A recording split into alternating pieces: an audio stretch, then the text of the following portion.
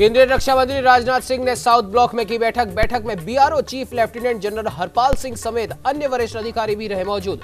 रक्षा मंत्री ने लेह लद्दाख में चल रही परियोजनाओं की भी समीक्षा की।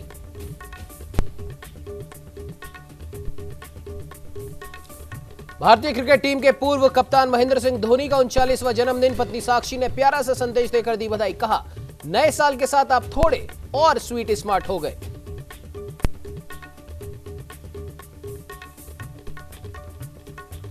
देश भर में गैंगस्टर विकास दुबे की तलाश लगातार जारी। उत्तर प्रदेश के कई पुलिसकर्मी शक के दायरे में। राजमार्गों पर लगे विकास दुबे के पोस्टर।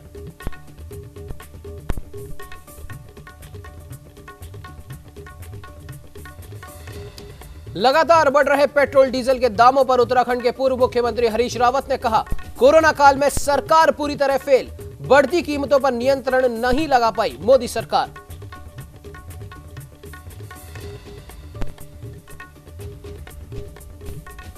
नमस्कार, स्वागत है आपका न्यूज इंडिया में। मैं हूं आपके साथ उमंग मथुरा। आइए रुक कर लेते हैं बुलेटिन का इस वक्त की कुछ प्रमुख खबरों के साथ। राजस्थान में राजनीतिक नियुक्तियों को लेकर विभिन्न वर्ग के नेता पैरवी में जुटे हुए और इसी क्रम में प्रदेश कांग्रेस अल्पसंख्यक विभाग के प्रदेश अध्यक्ष आबिद कागजी ने अल्पसंख्यक वर्ग के लोगों को राजनीतिक नियुक्तियों में हिस्सा देने की मांग की।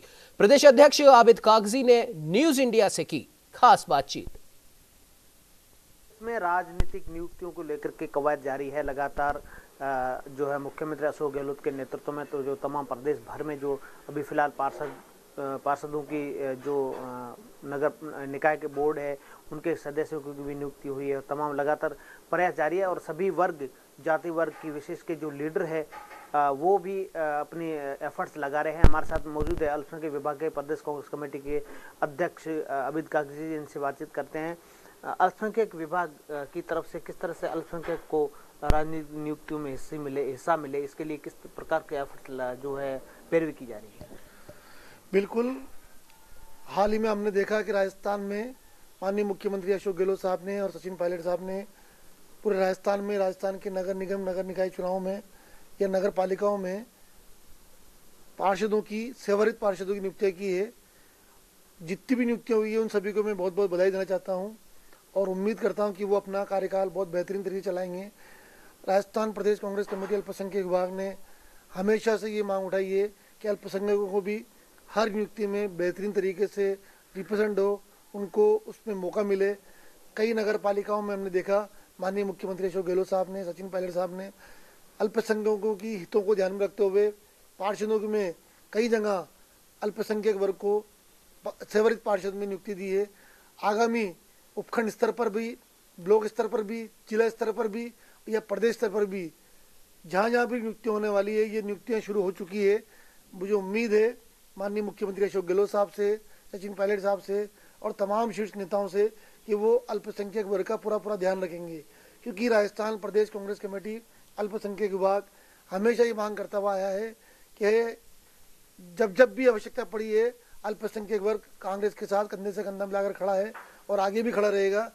इसीलिए माननीय मुख्यमंत्री अशोक गहलोत साहब और सचिन पायलट साहब अल्पसंख्यकों का ध्यान रख रहे हैं और आगामी दिनों में मैं उम्मीद करता हूं कि ज़्यादा से ज़्यादा राजनीतिक नियुक्तियों में अल्पसंख्यक वर्ग का ध्यान रखा जाएगा।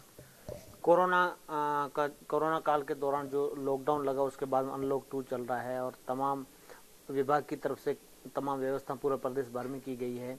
फिलहाल क्या स्थिति है? मैं बहुत खुशी के साथ ये कहना चाहता हूं कि जब राजस्थान में लॉकडाउन लगा, पूरे हिंदुस्तान में लगा, जब लॉकडाउन की शुरुआत हुई तो राजस्थान प्रदेश कांग्रेस कमेटी अल्पसंख्यक विभाग के कार्यकर्ताओं ने पूरे प्रदेश में बहुत बेहतरीन तरीके से जो माननीय मुख्यमंत्री अशोक गहलोत साहब की, पायलट साहब की एक मंशा थी कि कोई व्यक्ति भूखा न सोए, उस वचन को सत्य करते हुए पूरे प्रदेश में लाखों की तादाद में खाने के पैकेट, सूखे राशन के किट बांटे। धीरे धीरे समय बीत गया। अब अनलॉक की प्रक्रिया शुरू हुई है, लेकिन हमने देखा कि कई पूरे प्रदेश में कई जगह आज भी ऐसी है जहां कर्फ्यू लगे हुए हैं, जहां लॉकडाउन लगा हुआ है, क्योंकि डेली कुछ न कुछ इलाकों में पॉजिटिव मरीज का निकलना सिलसिला जारी है। तो आज भी अल्पसंख्यक विभाग उनकी मदद कर रहा है और जो लोग लॉकडाउन में बेरोजगार हो चुके हैं, उनके धंधे पानी छूट चुके हैं, अल्पसंख्यक विभाग ने एक मुहिम और शुरू कराई है कि उनको किसी तरह से रोजगार मिले। स्थानीय दुकानदार उनको रोजगार से न हटाए। जो दुकानदार किसी कारण से उनको रोजगार से हटा दिया है, उनसे अल्पसंख्यक विभाग बात कर रहा है कि कहीं ना कहीं ऐसे लोगों को अभी फिलहाल हटाया नहीं जाए जिससे कि उनके घर में किसी तरह की दिक्कत आए। इस तरह से कार्यकारिणी मजबूत बनाएंगे ताकि 2023 की जो चुनाव हो उसमें भी कांग्रेस को मजबूत मिले।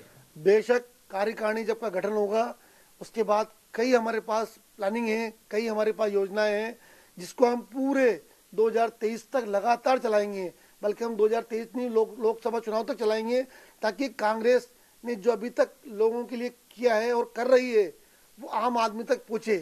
क्योंकि आम आदमी आज भी कांग्रेस के साथ है, कांग्रेस को कभी नहीं भूला है, लेकिन विपक्षी पार्टी भारतीय जनता पार्टी ने झूठे फरेब करके, झूठ बोल करके, बरगला कर आम आदमी को कांग्रेस से दूर करने का काम किया है। तो अल्पसंख्यक विभाग हमारी मजबूत कार्यकारिणी के साथ और जितने भी निकाय चुनाव में पार्षद बनकर आएंगे या बन चुके हैं, उनके माध्यम से जितनी भी हमारी जन कल्याणकारी योजनाएं मुख्यमंत्री अशोक गहलोत साहब की, पायलट साहब की, और जो केंद्र के हमारे नेता हैं राहुल गांधी जी, सोनिया गांधी जी, हमारे राष्ट्रीय अध्यक्ष नदीम जावेद जी, उनके द्वारा समय समय पर जो चेतनाएं, जो जन जागरण अभियान चलाया जाएगा, उनको भी हम लोगों तक पहुंचाने का उस मजबूत कार्यकारिणी के माध्यम से कार्य करेंगे।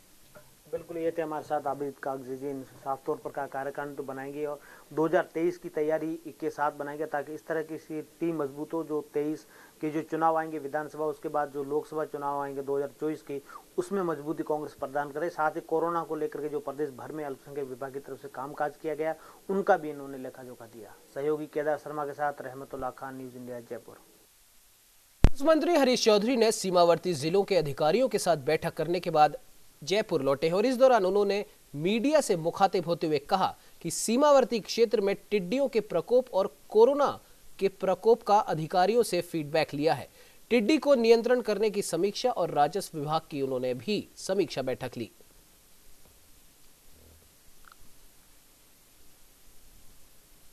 सबसे बड़ी चुनौती कोविड-19 और टिड्डी का संदर्भ में है। हम लोगों के टिड्डी की रोकथाम के लिए लगातार एफएओ के संपर्क में भी हम लोग हैं, टिड्डी विभाग के संपर्क में भी, राजस्थान सरकार भी वो कार्य कर रही है।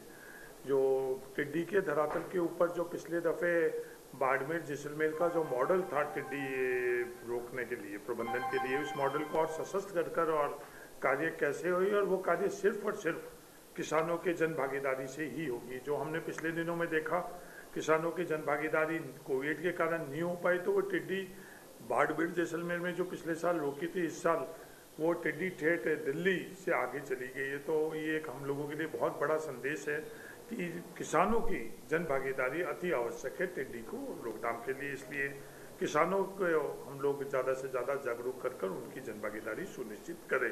दवाएं 100% राजस्थान सरकार के कृषि विभाग दे रही है। जितने संसाधन चाहिए वो संसाधन वहाँ मुहैया करा दिए गए हैं। हम लोगों के वहाँ ट्रैक्टर माउंटेड स्प्रेयर के अंदर ट्रैक्टर तो थे, स्प्रेयर नहीं थे। वो स्प्रेयर हमने पहले तो CSR के माध्यम से बाड़मेर में 10 खरीदे, और अब वहाँ पर काफ़ी बड़ी तादाद के अंदर वो स्प्रे भी सरकार की तरफ से भी हो गई। तो वहीं कोरोना काल में पटवारियों द्वारा किए गए कार्यों को लेकर बनाई गई डॉक्यूमेंट्री फिल्म का उद्घाटन राजस्व मंत्री हरीश चौधरी ने अपने सरकारी आवास पर किया। फिल्म में कोरोना महामारी के दौरान राजस्थान के समस्त पटवारियों द्वारा किए गए कार्यों को चित्रित किया गया है।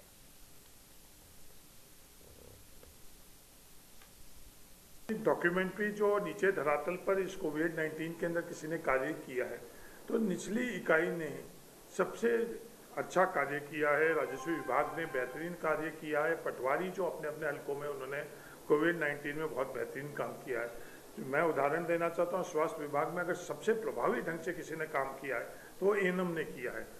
आंगनवाड़ी कार्यकर्ताओं ने सबसे प्रभावी ढंग से कार्य किया। राजस्थान में अशोक गहलोत जी के नेतृत्व के अंदर जो धरातल के अंदर जो ये कर्मचारी रहे हैं, उनके कार्य से ही आज राजस्थान के सतर्क है, और इसके कारण आज कोविड में ये स्थितियाँ।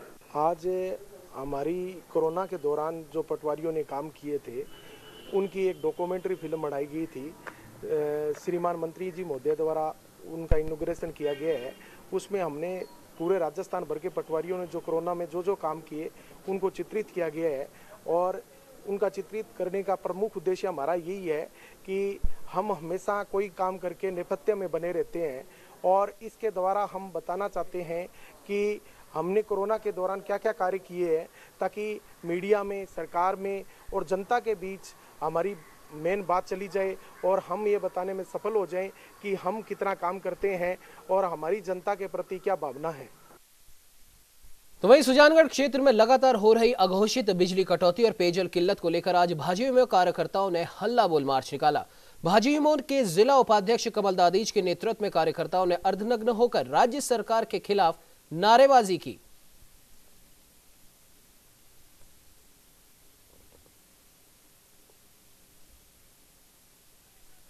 जनता पार्टी युवा मोर्चा के पूरे जिले के स्तर पर यह ज्ञापन दिया है बिजली और पानी की समस्या के अंदर। 50 डिग्री टेम्परेचर के अंदर न तो बिजली सुचारू रूप से आ रही है, न पानी आ रहा है। यहाँ जलदाय विभाग ने हमने ज्ञापन दिया है। जलदाय विभाग की स्थिति यह है, कांग्रेस एक तरफ तो कहती है अपनी योजना सुजानगढ़ के अंदर हम लाए हैं, इंदिरा गांधी नहर का पानी सुजानगढ़ के हर आदमी को पिलाएंगे। स्थिति यह है कि यहाँ पे 1980 की स्थिति हो रही है, लोग मटके घड़े लेके गलियों में घूम रहे हैं, पानी की कोई व्यवस्था नहीं है, त्राई त्राई मची हुई है शहर में। 50 डिग्री के टेम्परेचर में लोग परेशान हो रहे हैं। पानी आता है 15 दिन से, 5 दिन से, 7 दिन से, मैक्सिमम 1 घंटे 2 घंटे पानी आता है और उसमें भी लोग मोटरें लगा लेते हैं और जिस जरूरतमंद को पानी मिलना चाहिए वो पानी नहीं मिल रहा है।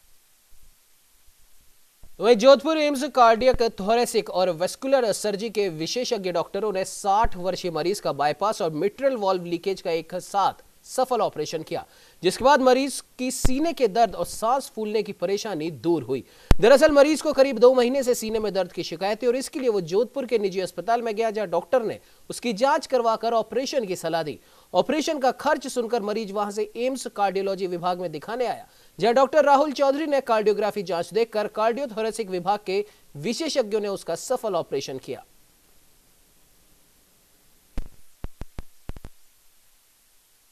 ये ऑपरेशन ऐसे पेशेंट्स जिनके अंदर हार्ट अटैक आने के बाद में माइट्रल वाल्व लीक करने लग जाता है, उन पेशेंट्स में करना बहुत आवश्यक है। अगर हम ये ऑपरेशन दोनों साथ में नहीं करें, माइट्रल वाल्व को रिपेयर नहीं करें और केवल बाईपास ऑपरेशन ही करें, तो इस ऑपरेशन के पूरे फायदे बीमार को नहीं मिलते। बीमार के कई सारे लक्षण होते हैं, जिनमें से सांस फूलना भी एक लक्षण रहता है। इस वाल्व लीकेज की वजह से वो सांस फूल रहा होता है बीमार का, वो फिर ठीक नहीं रहता है। पेशेंट का केवल आधा ऑपरेशन, जैसे बाईपास ऑपरेशन या केवल स्टेंटिंग करी जाए, तो ये ऑपरेशन का बीमार को पूरा फायदा नहीं मिलता। तो राजस्थान के सीकर के मनोहर लाल शर्मा ने देर रात, आपको बता दें कि जहर खा लिया, जिसके बाद मनोहर लाल को राजकीय कल्याण हॉस्पिटल लाया गया, जहां उनकी मौत हो गई। मनोहर लाल के परिजनों ने बताया कि मनोहर लाल ने जहर खाने से पहले डायरी में सुसाइड नोट लिखा, जिसमें एक सरपंच सहित एक और व्यक्ति महावीर अग्रवाल के पुत्रों ने उनके पिता को परेशान करने का आरोप लिखा है।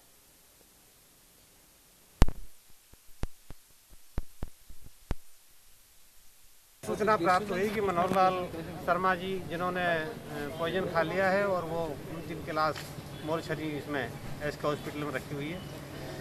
अब मैं अमर सिंह एसआई थाना उद्योगनगर से उपस्थित। क्या मामला था? परिवारजनों ने कुछ दिया?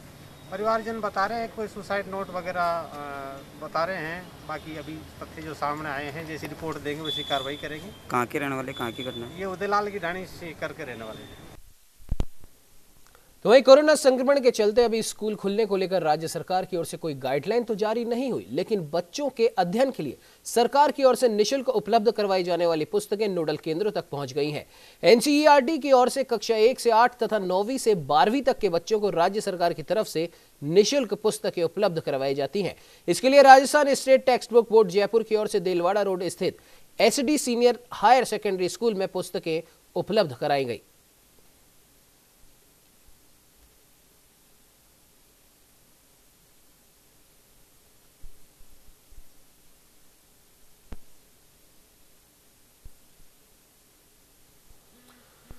चित्तौड़गढ़ जिला मुख्यालय पर कोरोना को लेकर जागरूकता के लिए कलेक्ट्रेट चौराहे पर कोरोना हस्ताक्षर अभियान चलाया गया। इस अभियान में पुलिस अधीक्षक दीपक भार्गव, अतिरिक्त जिला कलेक्टर मुकेश कलाल सहित कई अधिकारी और पदाधिकारी मौजूद रहे।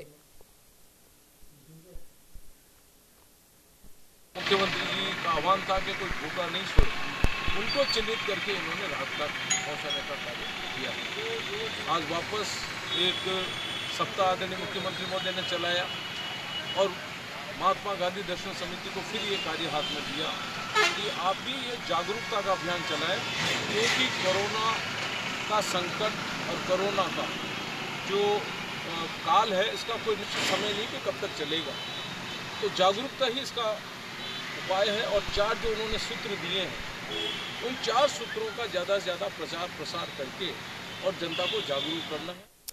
खबर बाड़मेर के समदड़ी से है, जहां कस्बे में केंद्र सरकार द्वारा स्वच्छ भारत मिशन की परिकल्पना को लेकर चलाए जा रहे स्वच्छ भारत मिशन पर पूरी तरीके से ग्रहण लग चुका है। तो वही स्वच्छ भारत मिशन की खुलेआम धज्जियां तक उड़ाई जा रही हैं। कस्बे वासियों का कहना है कि नालियों की नियमित सफाई नहीं होने से नालियां पूरी तरीके से कचरे से डटी होने के कारण नालियों का गंदा पानी रोड पर पसरा होने से आवागमन में दिक्कतों का सामना करना पड़ रहा है।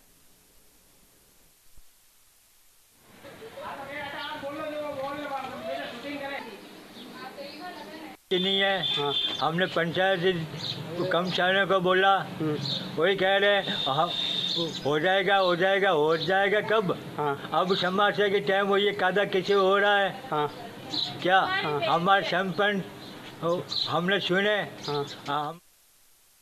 वे राजस्थान के चित्तौड़गढ़ के कलेक्ट्रेट पर बीजेपी कार्यकर्ताओं ने विधायक चंद्रभान सिंह आकिया के नेतृत्व में कलेक्ट्रेट पर नारेबाजी करते हुए प्रदर्शन किया और पूरे राजस्थान में 3 महीने के बिजली के बिल माफ करने की मांग को लेकर मुख्यमंत्री के नाम ज्ञापन सौंपा। राजस्थान में कोरोना काल में सभी राज्यों में बिजली के बिल माफ हुए हैं।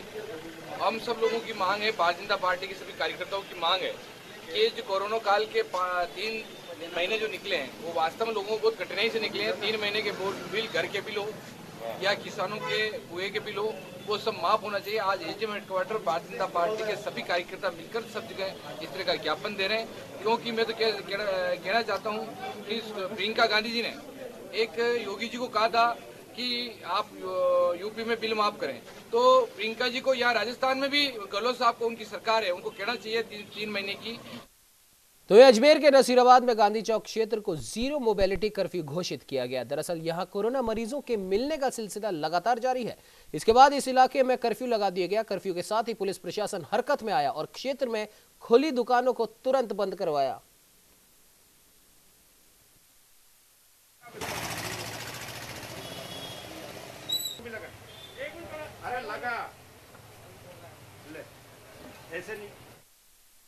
तो ये उत्तराखंड के नैनीताल हाईकोर्ट ने हरिद्वार से 14 किलोमीटर आगे राजाजी नेशनल पार्क के भीतर कुनाऊ गांव में हो रहे भारी निर्माण कार्य के खिलाफ दायर जनहित याचिका पर सुनवाई की।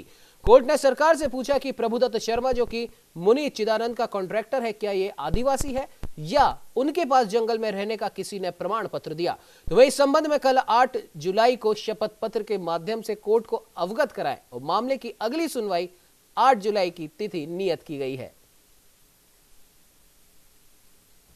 आज मेरे द्वारा दायर PIL संख्या 82/2020 विवेक शुक्ला वर्सेस मुनि चिदानंद में बहस हुई। सरकारी वकील ने अपना पक्ष रखा और मैंने अपना पक्ष रखा। तो एक चीज़ का स्पष्टीकरण सरकारी वकील से खंडपीठ द्वारा, माननीय मुख्य न्यायाधीश एवं CR से खुलबे की खंडपीठ द्वारा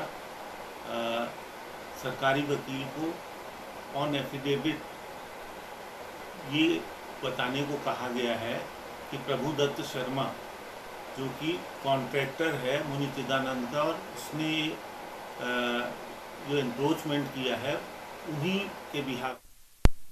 बुलेटिन में वक्त चला एक छोटे से ब्रेक का। ब्रेक के बाद रुक करेंगे कुछ और खबरों की ओर।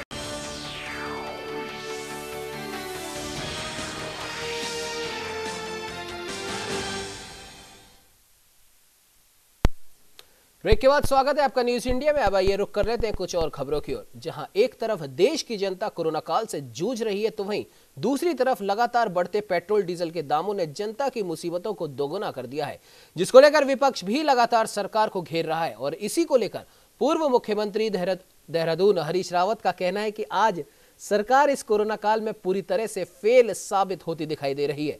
सरकार चाहे लाख दावे क्यों ना कर ले, लेकिन सरकार की हकीकत कुछ और ही बयां करती है। उन्होंने कहा कि सरकार लगातार पेट्रोल और डीजल के दामों में बढ़ोतरी कर उन पर दोगुना बोझ डाल रही है। बहुत डिटेल में अभी बातचीत की किस तरीके से कोरोना के समय में सरकार फेल हुई और कांग्रेस के लोगों को सहारा देने का काम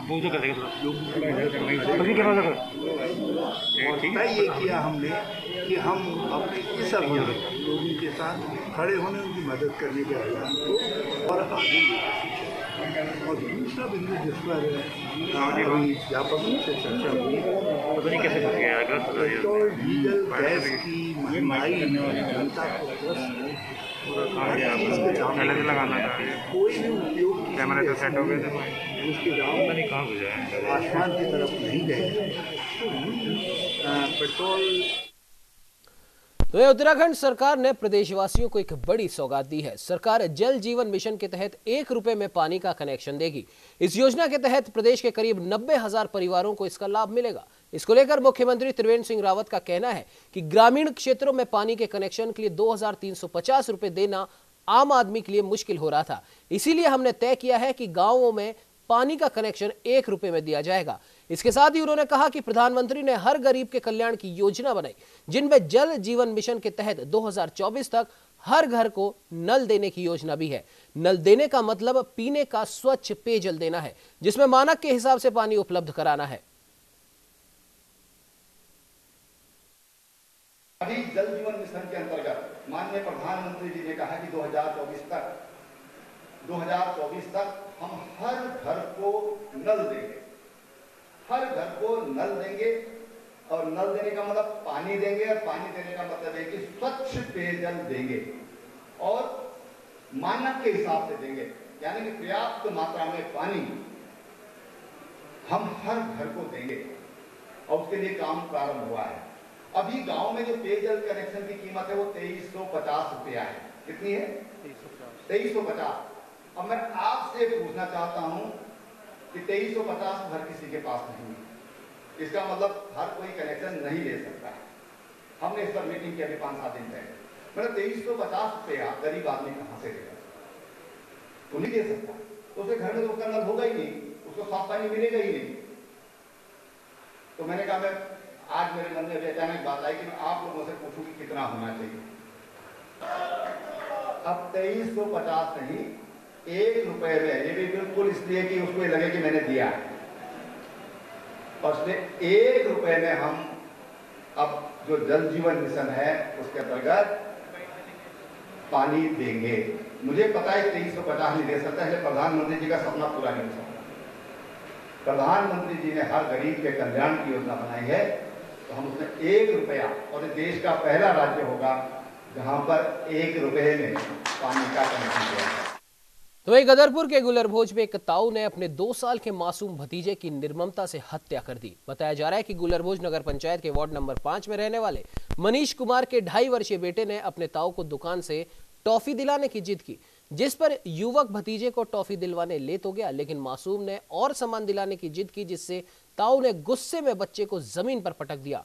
बाद में हॉस्पिटल में मासूम ने दम तोड़ दिया। फिलहाल पुलिस ने आरोपी ताऊ के खिलाफ मामला दर्ज कर जांच शुरू कर दी है।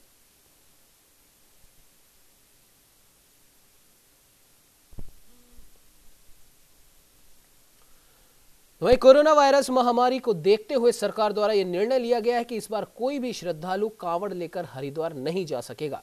इसी क्रम में सहारनपुर मंडल के 3 जनपदों में हो रही 13 कंपनी पीएससी की निगरानी में कांवड़ प्रतिबंध की निगरानी सहारनपुर रेंज डीआईजी ने 3 जनपदों में कांवड़ को लेकर अलर्ट जारी किया है। किसी भी सूरत में कांवड़ लेकर श्रद्धालु ना निकलें। यहाँ इस बार जो कोरोना का संक्रमण काल चल रहा है, जिस क्रम में लोगों से आग्रह किया जा रहा है, धर्मगुरुओं से भी अपील करवाई जा रही है कि इस माहौल में कोरोना संक्रमण काफी फैल चुका है, ऐसे में कांवड़ यात्रा के लिए न निकलें। जो हमारा परिक्षेत्र है, इसके जो 3 जनपद है, मुजफ्फरनगर, सहारनपुर, शामली, इसमें जो बॉर्डर का इलाका है वहाँ पर हम लोग की ड्यूटी तैनात की गई है। पूरे अगर रेंज की बात करें तो लगभग 40 बैरियर और 40 पिकेट जनपद के अंदर और बॉर्डर पर तैनात किए गए हैं। तो ये राजस्थान के मुख्यमंत्री अशोक गहलोत ने वीडियो कॉन्फ्रेंसिंग के दौरान कोरोना के प्रति आमजन को जागरूक करने के लिए अमेरिका की एक रिसर्च के आधार पर कहा कि जब हम सांस लेते हैं उस वक्त वायरस के पार्टिकल 20 की संख्या में बाहर निकलते हैं। जब बोलते या बातचीत करते हैं तो 200 वायरस के पार्टिकल निकलते हैं, और जब खांसते हैं तो 2 करोड़ तक वायरस के पार्टिकल हवा में निकलते हैं और उसमें भी जितना ज्यादा बंद एरिया रहेगा उतने ज्यादा पार्टिकल कमरे में रहेंगे। जहां वेंटिलेशन नहीं है वहां पर खतरा ज्यादा है। जब खांसते हैं हम लोग, खांसी आती है, 200 पार्टिकल निकलते हैं, 200 पार्टिकल खांसते में।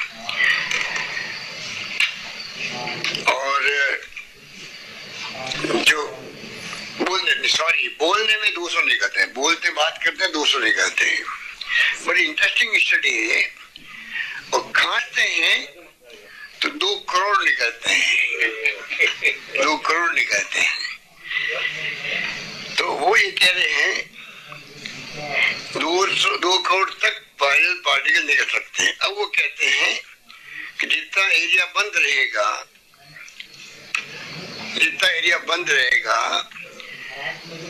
उतना ये पार्टिकल निकलेंगे, बोलने में, बात करने में, खांसने।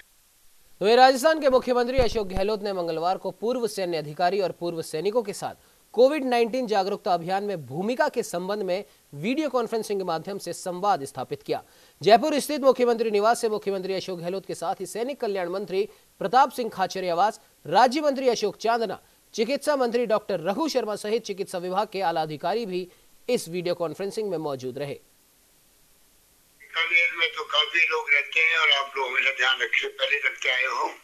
बॉर्डर एरिया आपका तो जानते हो कि 65 की लड़ाई भी, और जब कभी लड़ाई हुई है तो बीकानेर हो, चाहे गंगानगर हो, चाहे जैसलमेर हो, चाहे बाड़मेर हो, हमेशा आप लोगों ने बहुत जज्बे से काम किया है।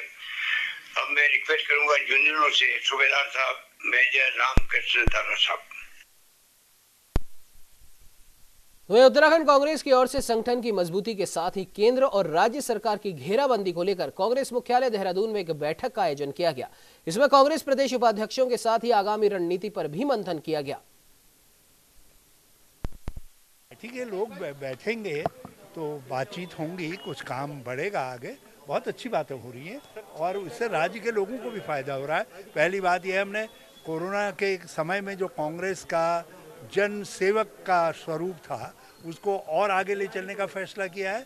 और विपक्ष हैं और महंगाई बढ़ रही है, पेट्रोल डीजल के दाम और गैस के दाम निरंतर लोगों पर बढ़ा करके लूटा जा रहा है, उसके खिलाफ आंदोलन। तो वहीं उत्तराखंड कांग्रेस में चल रही खींचतान को खत्म करने को लेकर पूर्व प्रदेश अध्यक्ष किशोर उपाध्याय ने पत्र लिखा। कांग्रेस प्रदेश अध्यक्ष प्रीतम सिंह को लिखे पत्र के जरिए किशोर उपाध्याय ने शीर्ष नेताओं के बीच चल रहे मतभेद को मिटाने का प्रस्ताव रखा।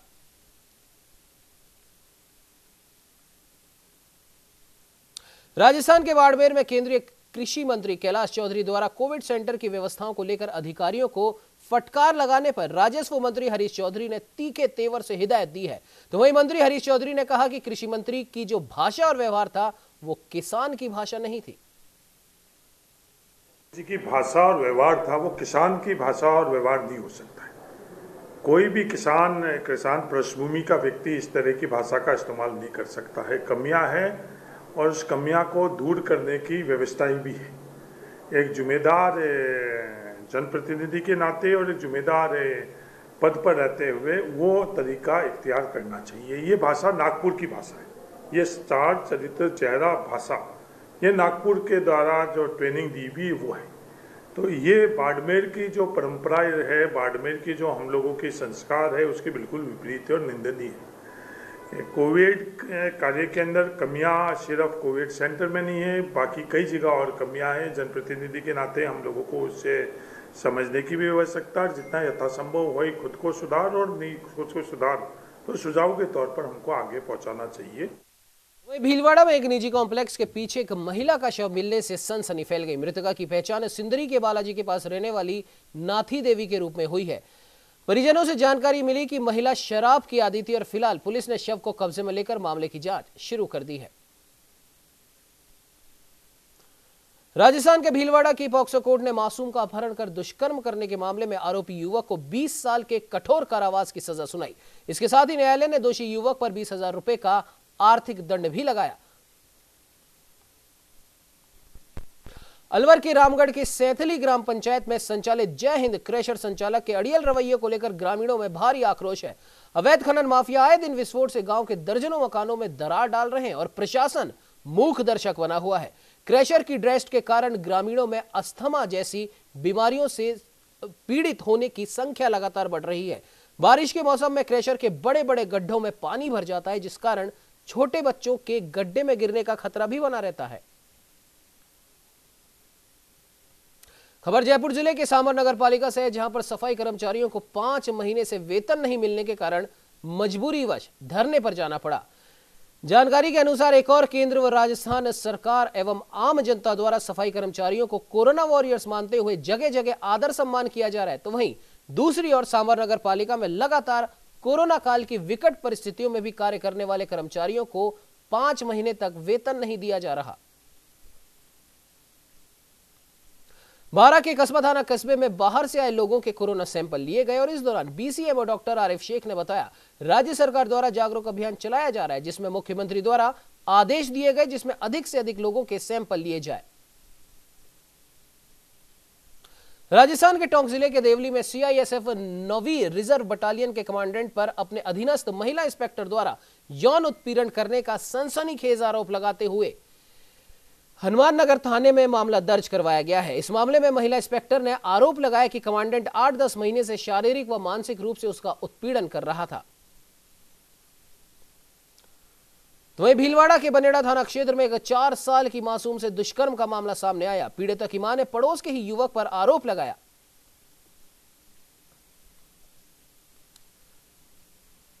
जयपुर की हरवाड़ा थाना पुलिस ने 1.5 करोड़ रुपए की लूट का खुलासा करते हुए 2 आरोपियों को माल सहित गिरफ्तार कर लिया है। आपको बता दें कि बीते दिनों आरोपियों ने एक ट्रक चालक को नशीला पदार्थ खिलाकर बेहोश कर दिया था और आरोपी कंटेनर लेकर फरार हो गए थे। इसके बाद हरवाड़ा थाना अधिकारी रमेश सैनी के नेतृत्व में पुलिस ने इलाके में नाकाबंदी करवाते हुए इन आरोपियों को धर दबोचा।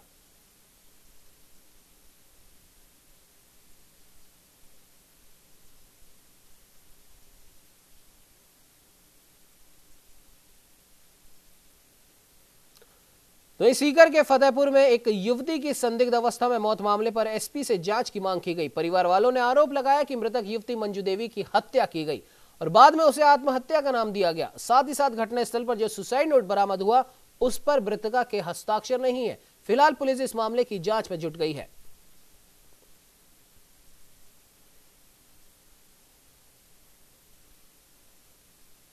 खबर राजस्थान के चुरू से है, जहां भारतीय जनता युवा मोर्चा द्वारा हल्ला बोलो कार्यक्रम के तहत तहसील कार्यालय में पानी और बिजली की सुचारू रूप से व्यवस्था करने के लिए जिला कलेक्टर के नाम तहसीलदार को ज्ञापन दिया गया। साथ ही तहसील कार्यालय के सामने मटके फोड़े और मोमबत्तियां जलाकर प्रदर्शन किया। भारतीय जनता युवा मोर्चा की तरफ से हमने श्रीमान सरवण जी दैया को ज्ञापन दिया है और उनकी टेबल पे मोमबत्तियां और यहाँ मटके फोड़ के विरोध प्रदर्शन जाहिर किया है। यहाँ पे ना तो पानी की व्यवस्था हो रही है सरकार द्वारा और ना ही बिजली की व्यवस्था हो रही है। पेनल्टियाँ लगा लगा के ये बिल भेज रहे हैं, बिजली 1 घंटे ही आती नहीं है। उसके एवज में हमने आज पूरे जिले में ज्ञापन दिया है, जिसमें सालासर मंडल की तरफ से भी ज्ञापन दिया गया है। इस बुलेटिन में फिलहाल इतना ही। आप बने रहिए हमारे साथ और देखते रहिए न्यूज़ इंडिया।